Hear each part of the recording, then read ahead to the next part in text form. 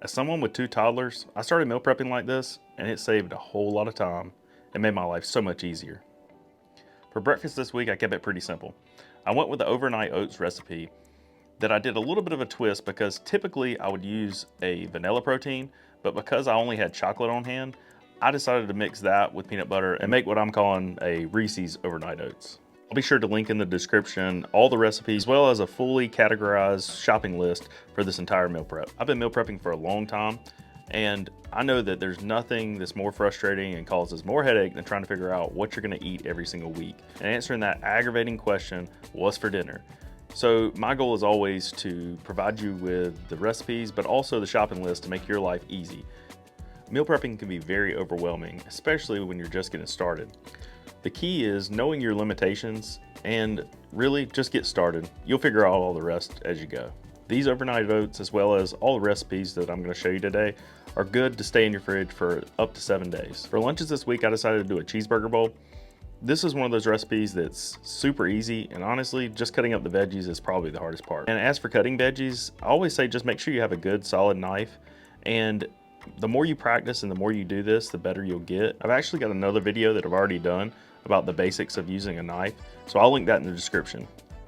Anytime I'm working with red onion, I always like to put it in a bowl of cool water and let it sit while I continue to prep the rest of the recipe. This helps take out some of that bite of the red onion, and also it helps it not sting up your fridge quite as much. If you're a person who's not real crazy about veggies, try roasting them. This gives it a completely different flavor, and you really don't have to do anything but add a little bit of olive oil and maybe a little bit of salt and pepper. Throw it in the oven for about 20 minutes and you're good to go. I typically would use a 93% lean ground beef, but I just couldn't pass up this deal with 50% off on this 85%. So I just adjusted my calories and the amounts that I put in there, which ended up making this recipe quite keto friendly. Anytime I'm using steak or beef, I like to use Dale's seasoning. And no, this is not sponsored unless you're watching Dale, and if so, hit me up. I actually got turned on to Dale's seasoning by a friend. He told me about it years ago and I've been using it ever since. So I normally reduce the heat and just kind of let it sit there and let it soak in all the seasoning. Once everything's done cooking and I'm getting ready to put the meals together, I always like to set out all my containers, and you'll see why in a minute, because that way I can adjust to try to make them as even as possible. When I was younger, I was really meticulous about this and used to weigh all my food. But as I've gotten older, I kind of started to realize it really doesn't matter if I prep the right amount of food.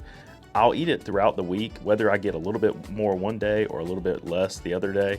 It really doesn't matter in the grand scheme of things. This is where you can really kind of start to make this recipe your own. You can really use any toppings you choose.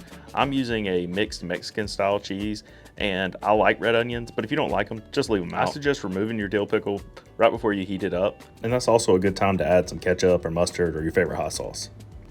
And this is where my meal prep differs from a lot of what I see online and I've seen over the years that people do when it relates to meal prepping. Dinner's family time for us, and we often have my wife's parents over as well.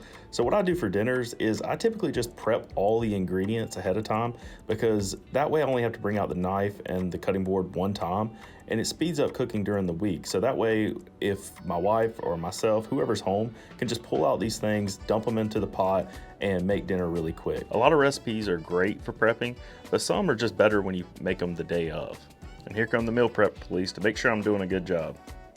And also to pick up a couple snacks here and there. This avocado salad is one that preps really well.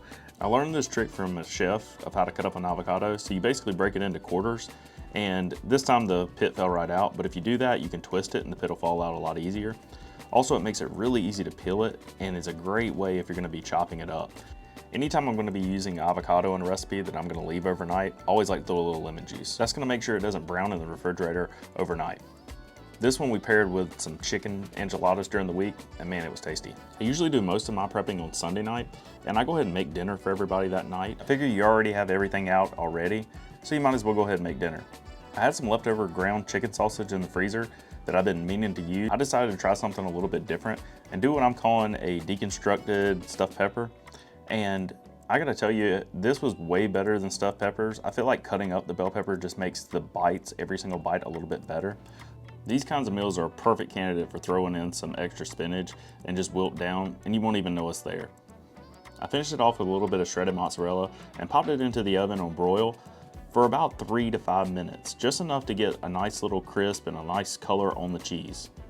This recipe was a big hit, and as with many recipes, the good ones come from just experimenting and trying something different.